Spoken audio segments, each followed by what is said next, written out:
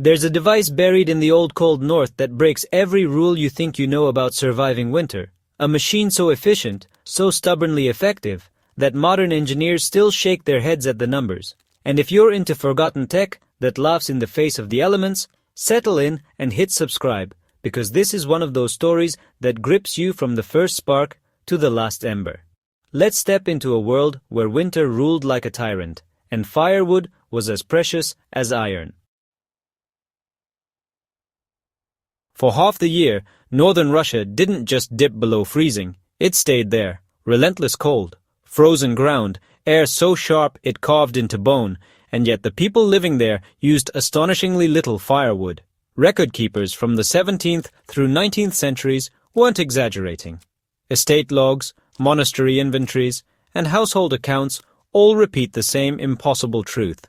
These families burned a fraction of the wood used by similar households in Western Europe or North America.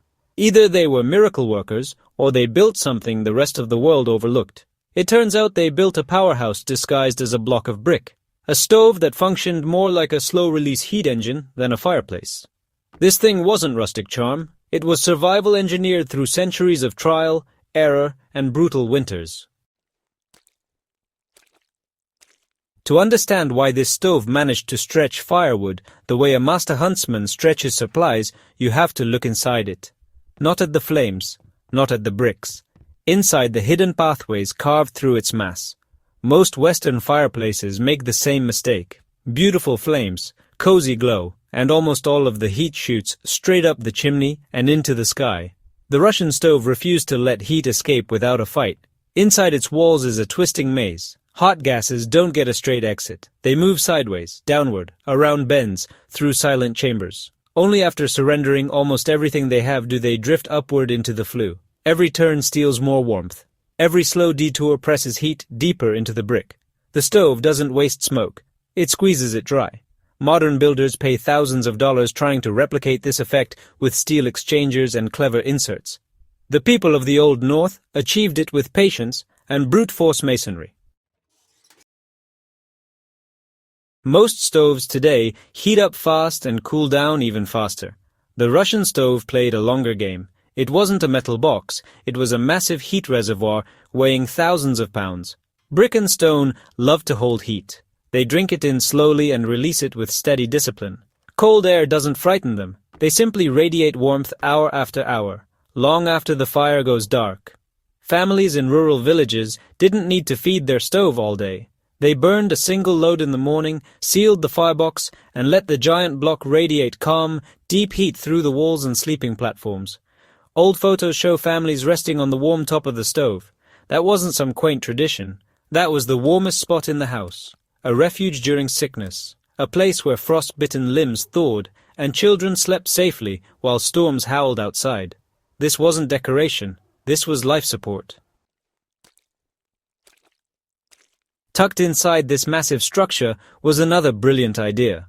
The low horizontal firebox didn't behave like the tall metal stoves most of us know. Flames didn't just shoot up in a rush. They churned, they mixed, they reburned. Hot gases had time to ignite again, extracting more heat out of the same piece of wood. Less unburned fuel escaped. More energy stayed in the brick. This is the same principle behind today's ultra-efficient stoves, except the people of the North mastered it centuries before anyone bothered to patent the concept. A fire that reburns its gases burns hotter and cleaner. And when that heat gets trapped in tons of masonry, you create the closest thing the pre-industrial world had to a rechargeable thermal battery. Here's where the story takes a turn most people never expect. The Russian stove didn't survive history simply because it saved firewood.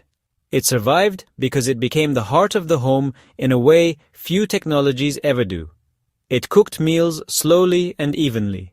It dried boots and clothes during endless winters. It warmed bedding and herbs tucked into small niches. It turned into a warm recovery bed during illness, offering steady therapeutic heat long before modern medicine. Every calorie served more than one purpose. No effort was wasted. Every part of the machine worked around the clock. This wasn't a heater. It was an entire survival system. The brilliance of this design wasn't accidental. It wasn't invented by a single craftsman or a lone genius. It was sculpted by generations who had no choice but to refine the stove year after year. Every curve, every hidden chamber, every unexpected turn in the gas path. These were carved out by necessity. Winters demanded it, scarce forests demanded it, survival demanded it. While Western Europe raced toward industrial furnaces and iron stoves, the rural North quietly perfected a brick machine that outperformed many modern systems even into the 20th century. Some engineers today still study these stoves because the numbers don't lie. When built properly, they deliver more warmth for less fuel than almost anything created in the last 100 years. Sometimes the future isn't ahead of us. It's behind us, waiting to be rediscovered.